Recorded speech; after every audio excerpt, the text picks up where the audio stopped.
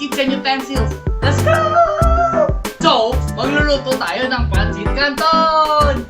Yay! Magpainit ng tubig. Pag kumulo, ilagay ang noodles. At patayin ang apoy kapag luto na.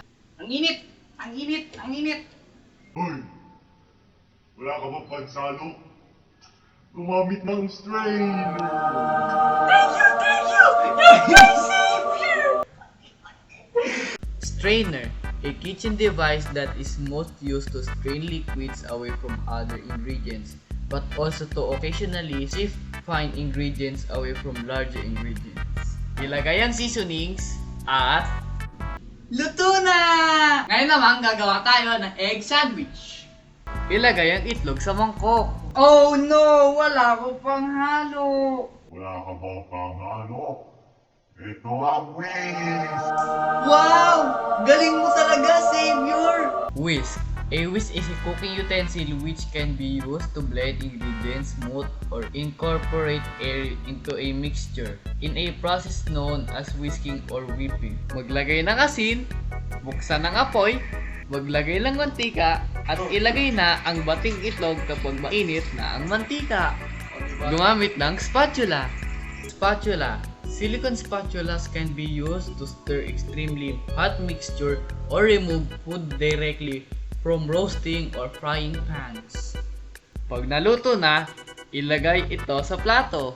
Ngayon naman, hiwa ko ng bal. Kaso wala akong panghiwa. Natusok ako. Ayan. Kitchen knife. A kitchen knife is any knife that instead to be used in food preparation. Wow. Hiwain sa gitna ang tinapay. Tapos ilagay ang itlog sa tinapay.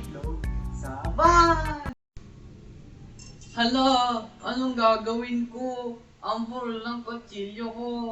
Kumuha ng sharpening stone! The best ka talaga. Sharpening stone. Sharpening stones or whetstones are used to sharpen the edge of steel tools and implements such as knives, scissors, etc. through grinding and honing.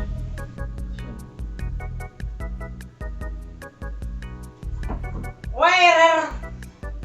Yes, sir. 1 piece of pancit canton, Okay, coming up. Here is some pancit canton. but I want chess. Oh no, I don't have that. Serious this? Wow. Are you the savior? No, I'm not the saver. Where's the saver? Grater. A grater, also known as shredder, is a kitchen utensil used to grate foods into fine pieces. That's for all today's guys. See you next time.